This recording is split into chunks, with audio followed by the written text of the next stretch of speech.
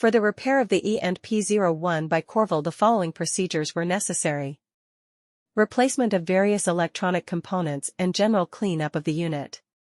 For testing we used 220-volt AC power supply, a potentiometer, and a multimeter to measure the 4 to 20 mA output. As we near the set point by manipulate the input signal with a potentiometer, we observe that the milliamperes output can be seen on the multimeter screen and is 4 mA. As we get further away from the set point, we observe that the output on the screen of the multimeter is 20 mA.